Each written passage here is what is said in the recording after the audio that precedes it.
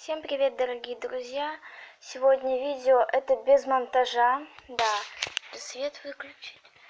Оно без монтажа, потому что у меня срочное видео. Мне кажется, что мой хомячок Миша, он заболел. Он чихает, чешется. То есть в клетке я заметила вот такие непонятные пятна. Что это такое? Мне кажется, он заболел. Я не знаю вообще причину, почему он заболел.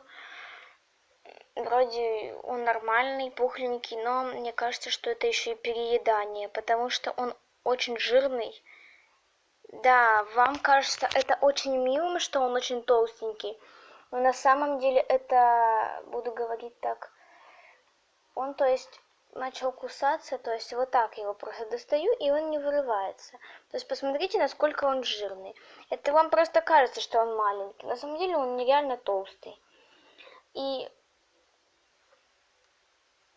мне кажется, что у него переедание, очень сильное переедание. Да. Но я в этом не могу быть уверена. Давайте рассмотрим его внимательно. То есть, если кто-то знает причину, пишите в комментариях. Вот мой хомячок. Вот он. Что с шерстью? Я не знаю, шерсть у него вот такая, вот какие-то промежуточки. Вот. Если прислушаться к звукам, он издает такие звуки. Вот, видите? Какие-то вот такие он звуки издает.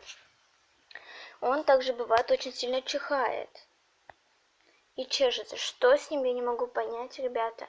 Понимаете, вызов одного ветврача у нас стоит 900 по 700 рублей, а уже осмотр и полное лечение будет стоить около 1002 рублей. Поверьте мне, лишних 5000 нету. То есть что с ним, я не могу понять. То есть как бы животом у него вроде все нормально. Почему он чихает, нос у него нормальный, но почему он чихает, это непонятно. Опилки у него не хвойные. То есть салфеточки, опилки у него нормальные. Кушать есть, вода всегда у него есть, колесо для бега есть, все есть. Но почему он чихает, это непонятно, ребят. Я правда не знаю.